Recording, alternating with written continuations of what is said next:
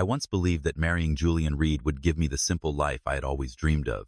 But he never knew that when he called me useless in front of the entire ballroom at the London charity gala, he had just insulted the daughter of one of the most powerful men in Britain. Some men only learn respect the hardest way. My name is Elena Moreau, and I've kept a secret for 5 years. Julian thinks I'm just an ordinary primary school teacher from a working-class background. No money, no status. The truth is, my father is Luc Moreau. Yes, that Luc Moreau, the French tech magnate and founder of Moreau Systems, a £3.2 billion software empire. You're probably using one of his products without even knowing it. But I chose this life.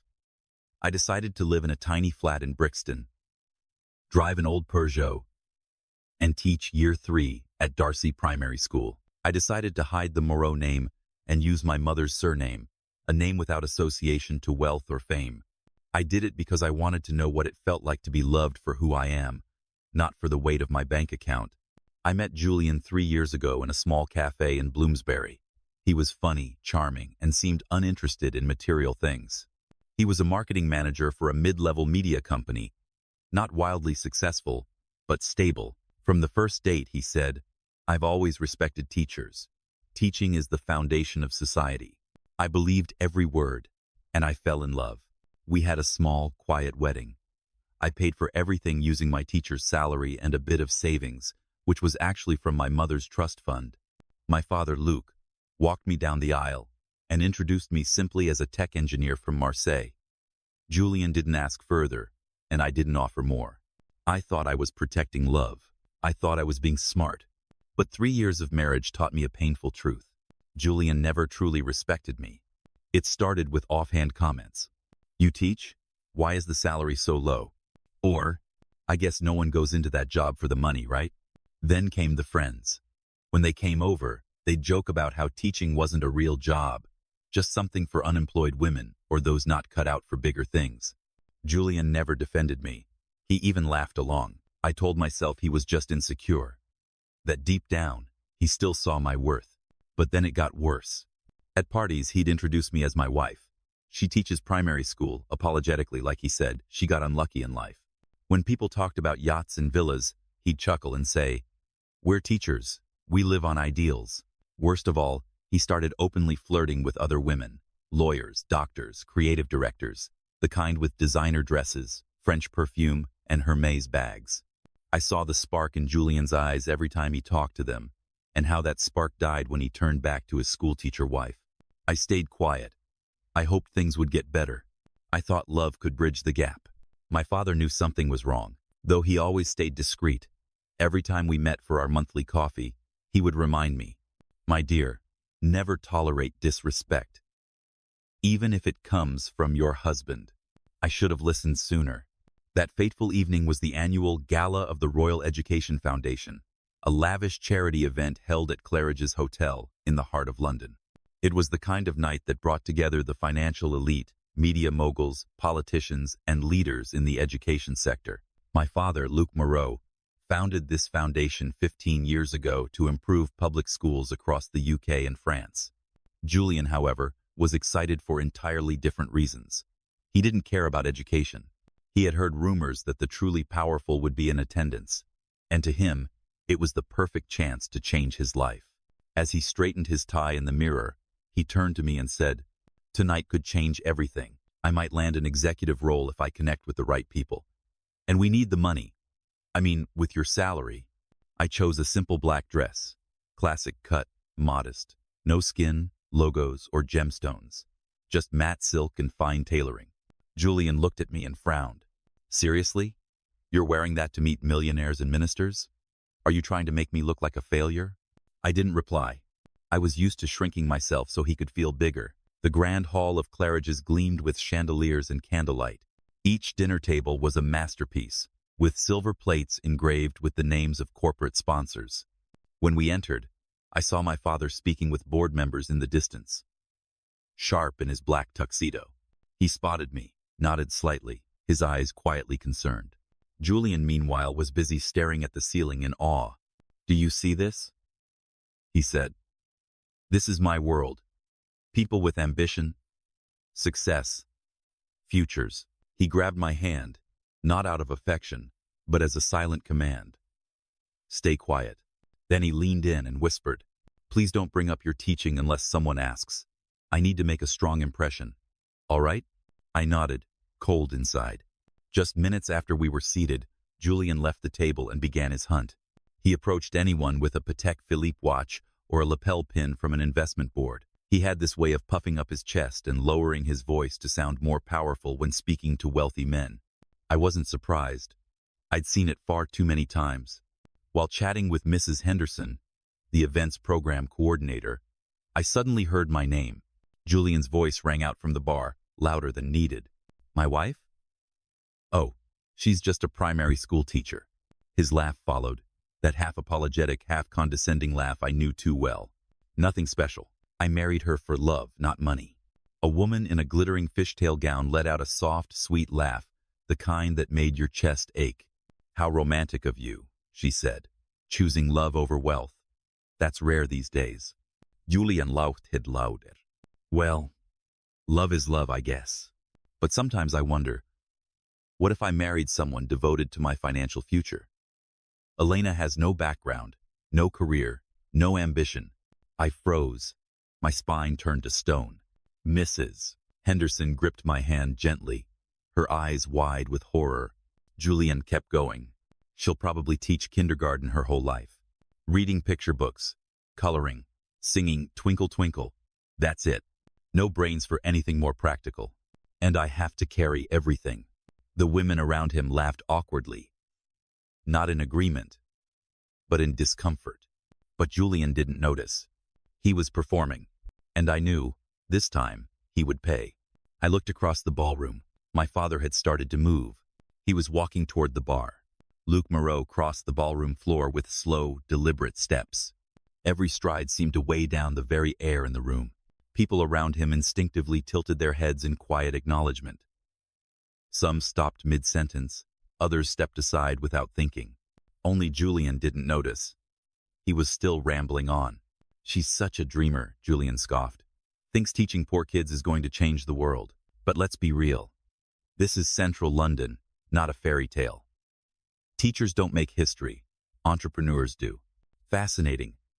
A man's voice sounded behind him, calm, low, with a warm French accent. I didn't mean to interrupt, but I overheard your comments about teachers, and I'm curious. Julian turned around. In front of him stood an older man in a flawlessly tailored black tuxedo. His silver hair gleamed under the chandelier, and his sharp eyes held a quiet authority. Julian quickly extended his hand. Julian Reed, head of marketing at Harwood and Lex. A pleasure to meet you, sir. The man shook his hand without offering a name. He smiled and asked, You said your wife is a primary school teacher? Yes, Julian replied, holding his head high as if turning that fact into a humorous flaw. Year 3, at Darcy Primary. Noble profession, I suppose, but not very practical. She still thinks books and chalk can change the world. And you, what do you do? The man tilted his head. Marketing. We handle mid-tier corporate accounts and are moving into tech now. I'm on track for a regional director position. Just need to meet the right people. Julian glanced around subtly, suggesting that perhaps that's you. Impressive, the man nodded. And your wife, Elena, if I remember the name correctly, what does she teach in year 3? Oh, children's stuff, Julian said with a smirk. Storybooks, crafts, basic maths, mostly just daycare with crayons. Anyone can do it. You think so? The man asked, his voice steady. Julian shrugged. I know it sounds harsh, but someone like me, I build strategies. I bring in revenue. We're the backbone of the economy. People like her, they're social accessories. Sweet, gentle, but not exactly movers and shakers. There was a long silence. The man studied Julian, how a seasoned doctor might assess a patient no tests were needed. And the diagnosis was already precise. I see, he said softly. So, to you, the people who truly matter are the ones in this room? Julian nodded enthusiastically. All the power players are here. Ministers, CEOs, major donors. The kind of people who, if you make the right impression, can change your life forever. The man nodded once more. Yes, they can. A sudden ding rang out from the stage microphone. The chair of the foundation's board stepped onto the platform. "Ladies and gentlemen," he announced, "please turn your attention to the stage. Tonight, we are honored to welcome the founder of the Royal Education Foundation, a leader, a role model, a remarkable patron to thousands of teachers. Please welcome Mr. Luc Moreau." The applause thundered like a storm. Julian turned as if struck. His eyes widened, his lips parted, but no sound came. Slowly, he turned to face the man beside him, the very man he'd just dismissed as someone who didn't matter in the real world. Whispers spread through the bar like wildfire. Elegant men and women subtly stepped back from Julian, as if his shame might be contagious. Across the room, Elena stood frozen, her fingers clenched tightly around her wine glass, knuckles white. On stage, Luc stood tall. His voice rang clear through the microphone. "I created this foundation because I believe education is the foundation of every decent society. Teachers do more than instruct, they plant seeds of intellect, courage, and compassion into the next generation's hearts." He paused. His gaze swept the room and stopped exactly where Julian stood. "My daughter is a teacher. She turned down a life of ease. She declined a place in the family corporation to stand in a classroom instead of a boardroom. And I have never been more proud." Julian crumbled beneath the glittering chandeliers. The applause thundered through the crystal dome like a storm. But for Julian, all sound dissolved into a hollow, ringing void. He stood frozen in the crowd, face pale, throat dry. The woman he had just been flirting with now turned away, avoiding his eyes like a stain on a red carpet. Elena stood beside table 12, her eyes fixed on her father on stage. In that moment, she was no longer the silent wife or the underestimated teacher. She was the daughter of Luc Moreau, and the spotlight seemed to illuminate her true self at last. As Luc stepped down from the podium, Julian was already waiting. His eyes were wide with panic. "Mr. Moreau, I didn't know. I had no idea. Everything I said was just a joke. You understand, don't you?" Luc looked him directly in the eyes, face unreadable. "A joke?" he repeated. "To impress strangers, you called your wife useless, unambitious, brainless? That's your idea of love?" Julian swallowed hard. "I love Elena. I was just trying to fit in. You know, in a place like this, sometimes people exaggerate." "No, I don't know," Luc replied, his voice low and cold. "But I do know this. A truly successful man never needs to belittle others to be seen. He never humiliates his wife to score points with strangers." A small crowd had begun to gather around them, ears listening, eyes fixed. Those who once greeted Julian now stood still, silent, an audience waiting for judgment. Julian nodded rapidly. "You're right. I was stupid. But I've learned my lesson. I'll make it right. I'll apologize to Elena. I truly respect her." Luc slowly pulled a thin envelope from his pocket. "Did you know," he said, "Harwood and Lex is currently negotiating with Moreau Systems?" Julian's eyes lit up, like a drowning man spotting a life raft. Yes, I know. That deal is huge for my company. It's actually why I came tonight. I was hoping I might still be involved." "A £1.8 million contract," Luc said calmly. "And you were the top candidate for promotion if that deal closed." Julian breathed fast, almost whispering. "Yes, exactly." Luc's gaze sharpened. The warmth from his stage presence was gone. "You were." The air snapped. "We just informed your company 15 minutes ago," Luc said. "Moreau Systems is pulling out of negotiations, not because of strategy, not because of pricing, because of ethics." Julian collapsed inward like a paper house. He swayed. The room was dead silent. "Please," he stammered. "I'll apologize publicly. I'll donate to the foundation. I'll do anything. You'll learn to respect your wife," Luc said, voice low, forged in fire. "Though I fear it may be far too late." No one spoke. One by one, the onlookers stepped away. No one wanted to shake hands or stand beside the man who had called Elena Moreau a brainless nanny from nowhere. Elena left her table, strolling toward her father. She didn't speak. Luc placed a hand gently on her back, a silent gesture that said, "I'm here. I saw it all." Julian watched his wife walk away. But Elena never looked back. 3 days after the gala, Julian barely left the apartment.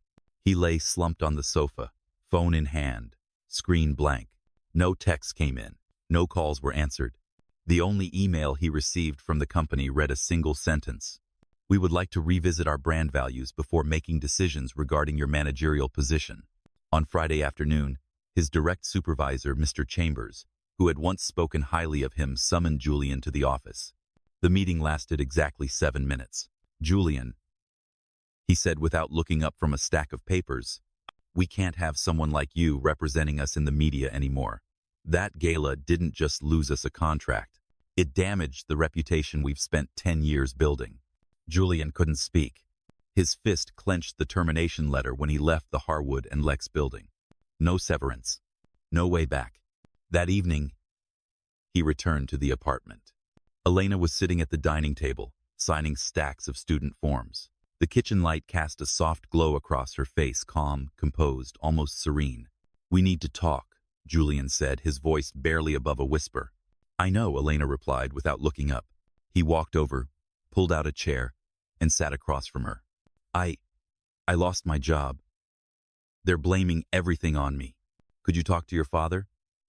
Just for a meeting, a chance. I'll change. I swear." Elena gently set her pen down and laced her fingers together. "I filed for divorce this afternoon."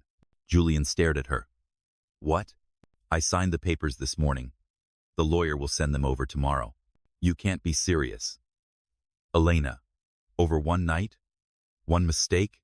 She looked at him. Her eyes held no anger, no resentment, only emptiness. "It's not one night, it's 3 years.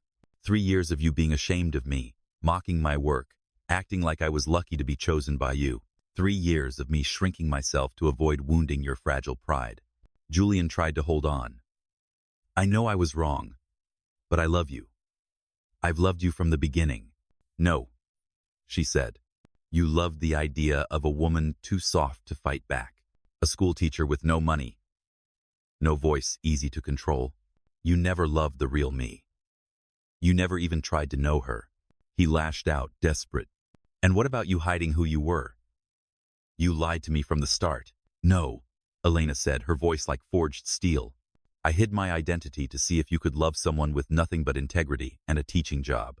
And you proved that all you respect is power, never people." Julian shot to his feet. "You've ruined everything. My family, my career, my life." "I ruined nothing," Elena said. "You did that yourself. I just stopped staying with someone who never valued me."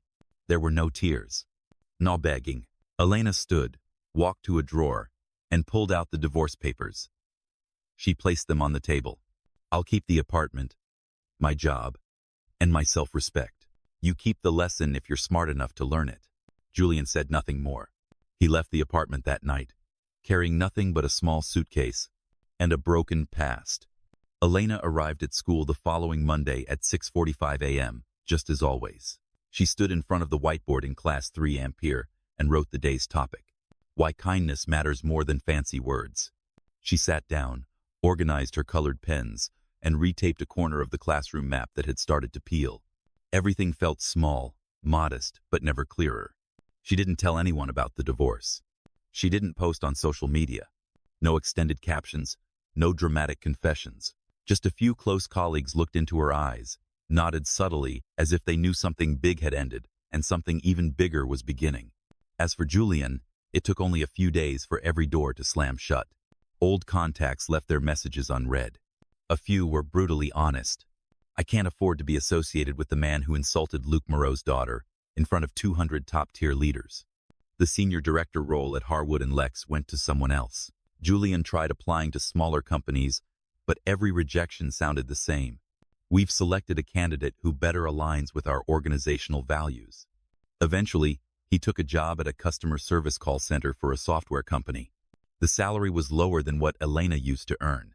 No walnut desks, no espresso machines, just a headset, a flickering monitor, and angry voices from 8 a.m. to 6 p.m.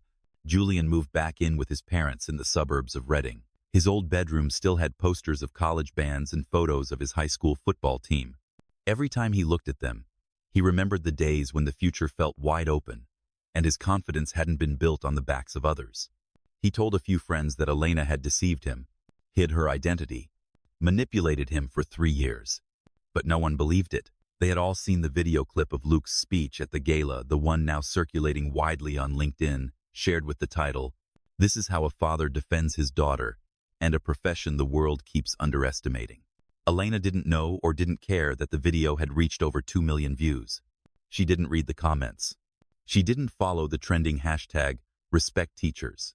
She just kept doing her work. Every morning she arrived at school, taught her students, smiled at their questions, wiped runny noses when they forgot their tissues, and said, "Well done," each time a child managed a complete sentence independently. And on Wednesday afternoon, she walked into the new headquarters of the Royal Education Foundation, where her father had invited her to join as a curriculum advisor. Her new office wasn't glamorous. Just a whiteboard, a projector, and stacks of plans for overhauling teacher training programs. She began crafting projects to support young teachers, those just like her in the early days, overlooked, underestimated, but quietly burning with belief in kindness. No one called her the poor schoolteacher anymore, but no one needed to. Elena stood by the tall glass window on the 5th floor of the Royal Education Foundation headquarters, looking down at the busy stream of people rushing along Brook Street. In her hands was a proposal, a new training program for teachers in under-resourced public schools. One she had stayed up late to finish the night before, long after the city had gone to sleep. For the first time in years, she felt whole. Not because the nameplate on her desk read Chief Advisor, Department of Educational Research. Not because people now knew she was Luc Moreau's daughter, but because, finally, she no longer had to hide any part of who she was. She was Elena the Year, 3 school teacher, and Elena Moreau, the woman with the power to change a system. Once, she had believed she had to choose between the two, either live a quiet life to be loved sincerely, or wear the weight of her father's legacy and exist in his shadow. But 3 years of marriage to Julian, 3 years of shrinking so he could feel tall, had taught her this. When you hide your truth to be loved, you're no longer the one being loved. You become a version sculpted to fit someone else's insecurity. And when someone loves a version of you that isn't real, they can walk away at any moment, because their love was never truly for you. That afternoon, Luc knocked on her office door, carrying 2 cups of hot coffee and a folded copy of the financial paper. He set it down gently on her desk and tapped the front page. A photo of Julian, head lowered, caught mid-step as he left the Harwood and Lex building, with a cardboard box of personal items in hand. The headline read, "From marketing prodigy to public fall one, disrespectful remark too far." Elena didn't smirk. She didn't look triumphant. She folded the paper and set it aside. "You all right?" Luc asked, his voice warm with concern, yet respectful of her space. "I'm okay," Elena replied. "I just regret the time I lost." Luc studied her for a long moment, then said quietly, "I used to fear that if you stepped into my world, it would swallow you. But I was wrong. You brought your world into mine and made it better." Elena smiled for the first time since the gala. "You know," she said, "I used to think I had to hide who I was to keep my dignity. But turns out, the truth is the strongest armor. Because when you're no longer afraid of being seen, no one can truly hurt you." Outside, the city buzzed on. But inside that glass-paneled room, Elena knew she had stepped across the threshold into a new life, one no longer shaped by fear, and needing no one's permission to feel worthy. Elena met Gabriel at an education innovation seminar held in Oxford.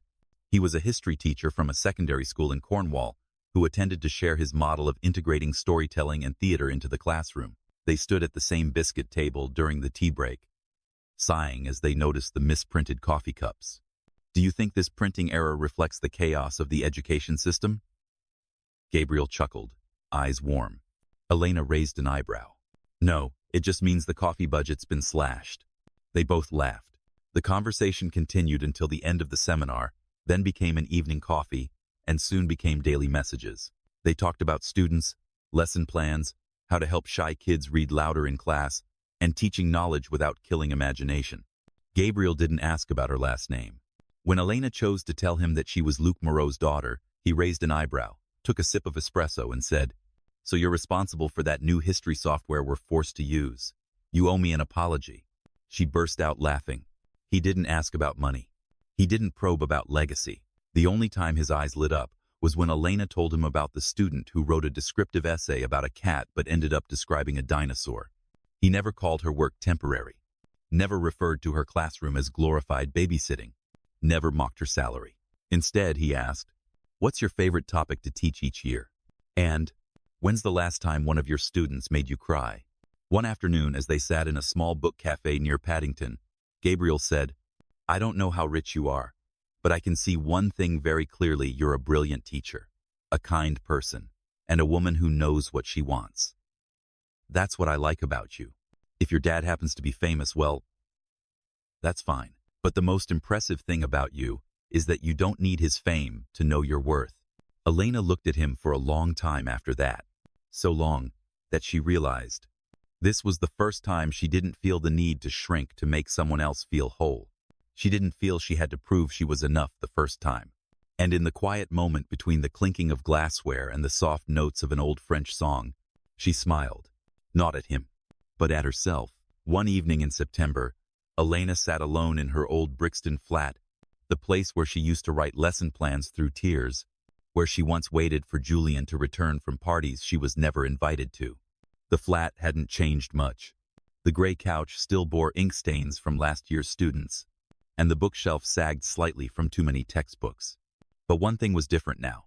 She no longer made herself small. She no longer apologized for her profession. She no longer avoided eye contact when saying, "I'm a teacher." She didn't need to introduce herself as a foundation advisor or a billionaire's daughter. All she had to say was, "I'm Elena. I teach year 3. And that was enough. She thought about Julian, not with bitterness, but with clarity. She no longer blamed herself for loving him. She only regretted ever thinking she had to shrink to keep that love. Julian never truly loved her. He loved the idea of a woman he could control, someone humble at the right moments, quiet in the right rooms, never bold enough to outshine him. He didn't love the honest Elena, because the honest Elena was never allowed to show up in his presence. She also realized this: hiding who she was never made her more lovable. It only made her easier to disregard. When you dim your light, people believe you never had one. Her kindness, her sacrifices, her patience, her loyalty. Julian had mistaken all of it for weakness. But in the hands of the right person, that same kindness would be a gift beyond measure. Elena stood and opened the window. The autumn wind carried the scent of toasted bread and the murmur of laughter from the corner bakery. She felt light, as though she had just taken off a suit of invisible armor she'd worn for far too long. Tomorrow, she would return to the classroom. Next week, she'd meet with the Minister of Education to discuss teacher training reform. And on Friday night, she'd have dinner with Gabriel, the man who always asked, "Are you happy?" instead of, "How much did you achieve?" For the first time in 3 years, Elena didn't feel the need to prove anything to anyone, because finally, she understood. Her presence exactly as she was already enough. On a winter morning, Elena stepped out of the teacher's quarters at Darcy Primary School, a worn gray scarf wrapped around her neck, a canvas tote of graded papers in hand. No one would guess she was the woman whose words once cost £1 million deal. No one knew she was shaping the next national education curriculum, and no one needed to. And that, she realized, was what made her feel most at peace. On her walk to school, she stopped at the second-hand bookshop at the corner. The old bookseller, as always, nodded and asked, "Matilda again this week?" "No." Elena smiled. "This week, it's Charlotte's Web. My students must learn that love sometimes speaks through the simplest things." She bought a few extra copies, then stopped by the bakery to pick up 2 croissants, one for herself, one for Gabriel, who was preparing for his first class at the secondary school nearby. When she arrived at her classroom, she placed her tote on the desk, pulled open the curtains wide, and took a deep breath. The children began to rush in, laughter rising like birdsong on a cold morning. She no longer needed to run from any part of herself. She didn't need to deny her past, but she didn't need to rely on it to define her either. She didn't need to claim to be humble or strong. She just needed to be real. And that was enough. A student raised a hand. "Miss, why do grown-ups always say teachers don't make much money but still seem happy?" Elena smiled. She knelt beside the desk, her voice gentle but steady. "Because some things are worth doing," she said. "Not for the money, but because they give you a reason to wake up each morning knowing you matter." As her students bent over their world map coloring sheets, Elena rose, turned to the whiteboard and wrote, "Dignity is something you are born with. No one has the right to take it from you." She looked at the sentence, stepped back, and nodded. It was something Julian had never understood, something her father had always known, and something she had once forgotten, but now carved into the choices she made each day. Because when you know who you are, no one can make you feel small.